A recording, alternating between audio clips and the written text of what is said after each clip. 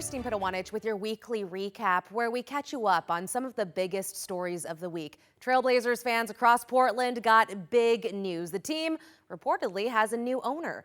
Plus, an inside look at the iconic Gordon's Fireplace building that's set to go up for auction. And the record donation meant to revolutionize cancer care. But our top story this week, the Trailblazers have a new owner. The current owner of the NHL's Carolina Hurricanes is heading up a group that has reportedly bought the team for more than $4 billion. When the news broke, a whole lot of fans wondered if the new owners would keep the team in Portland. Thomas Schultz has those details. Well, Blazers fans can breathe a sigh of relief because new ownership says they're committed to keeping the Blazers here in Portland. The new owner, the guy to know, is named Tom Dundon. He also owns the Carolina Hurricanes, an NHL team. Dundon and a group of buyers, including Portland-based CEO Shield Tile, reportedly bought the Blazers for, get this, $4.25 billion. One of the most pressing challenges ownership faces is renovating or replacing the Moda Center, which hasn't undergone a major renovation. Though for now, Blazers fans are ready to turn the page and focus on basketball. I was surprised. I was happy. It feels like a big weight off of Trailblazer fans' shoulders to finally have this done and focus on the season coming up. And if Dundon's ownership of the Carolina Hurricanes is any indication, this could be a good move for the Blazers. The Canes have made the playoffs 7 straight years and are top 10 in attendance. I think it's a win because this is someone who knows how to operate a team in a small market. It's someone who has invested money in the team before, the Carolina Hurricanes. Thomas Schultz, KGW News. And developing this week, the Washington County Sheriff's Office is investigating a homicide after body parts were found in the Tualatin River. They say a kayaker found a body part near Rood Bridge Park in Hillsborough on August 8th. Then the next day, searchers found another body part in the area. From the level of decomposition that we've seen on the body parts that we have found, it does seem like this is a more recent incident, but we haven't been able to determine how long it's been. Investigators don't believe the public is in danger. A Gresham police officer accused of committing dozens of sex crimes with a minor returned to court this week as prosecutors pushed to keep him in jail, but the judge decided to grant Hector Carranza bail. Carranza is currently on leave and under investigation. He's been charged with 56 sex crimes against a single minor. Prosecutors say the relationship started when the child was 14 after Carranza answered a social media request from someone claiming to be 18 asking for alcohol. The DA's office says it continued even after he learned she was a minor. Investigators say they found over 11,000 messages on social media between the two, where Carranza repeatedly asked for sexual photos of the victim and her friends. And he fears the risk that he knows he is undertaking in engaging in this illegal relationship. And yet it continues. He knows it's wrong, but he is unconstrained. He puts on a uniform to fulfill his oath to protect every day, but he is unconstrained. There simply are no limitations the court could impose that would constrain him. The defense argued Carranza had not been charged with any similar crimes in more than a decade since the relationship allegedly began.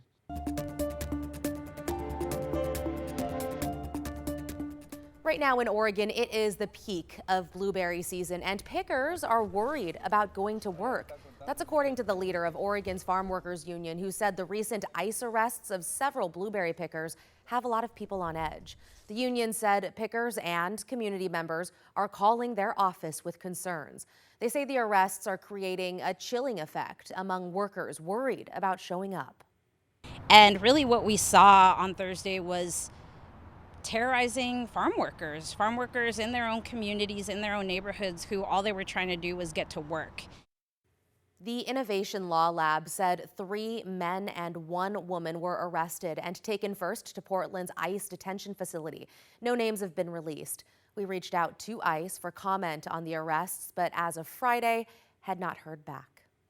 Meantime, Oregon Governor Tina Kotek said the state is set to lose $15 billion in federal funding due to cuts from the president's big, beautiful bill. The money covers things like Medicaid and food benefits, as well as funding for the I-5 Rose Quarter project. In a statement, Governor Kotek said in part, quote, "The Trump administration and Republicans in Congress have betrayed American children and families who will become sicker, hungrier, and less prosperous because of President Trump's budget bill." Republican lawmakers have defended the cuts, saying they target waste and abuse in social safety net programs. Now to an old, seemingly rundown piece of Portland history that's once again set to go up for auction. We're talking about the iconic Gordon's Fireplace building that's hard to miss along I-84. Turns out the inside of the building paints a bit of a different picture. Our Kyle Aboshi has a look.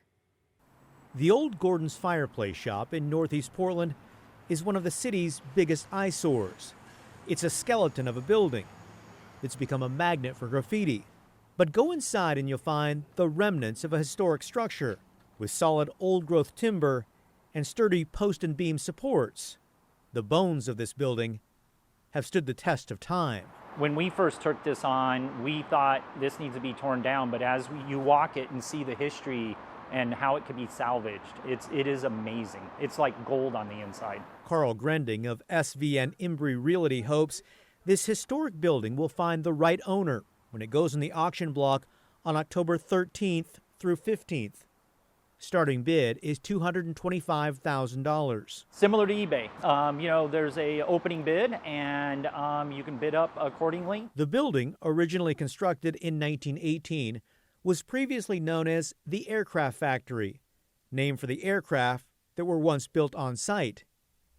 It later became a furniture store, then Gordon's Fireplace shop for more than 60 years.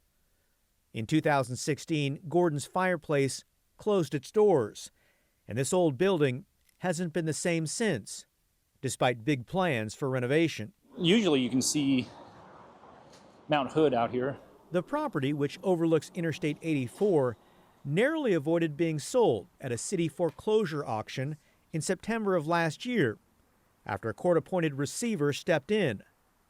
Since then, there have been legal struggles and on and off plans to sell the property. There's a lot of players involved. There's a lot of money at risk. And so, I think this is it. This is the one. The building stands 3 stories tall and stretches over 25,000 square feet. They're big, bright, open spaces, ideal for a mix of residential and retail. Existing plans call for 19 apartments above and a coffee shop or gym below, giving this historic building new life. Kyle Aboshi, KGW News. We'll call it the end of an era. After 46 years in downtown Portland, the iconic gay bar Scandals on Harvey Milk Street is set to close its doors on September 21st and will open a new location in Northeast Portland. The owner said the decision to close did not happen overnight. He cited a combination of factors like the increasing cost of doing business and the changing landscape of downtown, plus the lease was up. He said Scandals was the last of its kind in this part of downtown, calling it a safe haven that went back decades. It's called the Pink Triangle because, Burnside and what used to be Stark, that's now Harvey Milk, created a triangle. And in that triangle, we had the Eagle, and we had Slaughters and Silverado and Scandals and Three Sisters. Instead of a pink triangle, we're a pink dot, in what used to be definitely a thriving, gay community. The owner says he hopes to open the new location on October 1st. It'll be on Northeast Alberta, will likely be named Scandals East and more geared toward families. Now to the largest single donation ever made to an American university, a historic $2 billion from Phil and Penny Knight to the Knight Cancer Institute at OHSU. The president of the institute made the announcement Thursday morning. He said the money will be used to revolutionize cancer care. The hope? To make the treatment process easier for patients and their families. The goal is to streamline that process, leading to a faster diagnosis, access to breakthrough clinical trials, and additional services like mental health care and insurance guidance. With this funding, the Institute will hire around 300 additional faculty and staff, as well as a number of other support positions. We are part of OHSU. We will be working closely with OHSU, but this allows us to hire faculty, set compensation rates, and compete nationally for people to come and live and work in Oregon. He said he expects these changes to be put in place over the next 6 to 9 months. While we still don't have an opening date, In-N-Out representatives say they are hoping to start serving up burgers at the Ridgefield location by next month. Right now, the city of Ridgefield is working with the fast food chain to make sure traffic doesn't block any roads. The city says In-N-Out must keep car lines on private property and off public roads. Customers who try to join a line that's already full will be asked to come back later. Now let's get a look at your weather. On a Friday, our roses are a little bit wet this morning here in Portland, the Rose City. I'm meteorologist Rod Hill. It's not a bad day down here. It is very gray, very overcast. Type of thing we don't see that often in August. But so far it's been more damp than wet, with just traces of light moisture being reported in the Willamette Valley, which is Salem, Portland, and up into Vancouver. It's been a little wetter along our coast. You can certainly see the fetch of moisture trying to come in.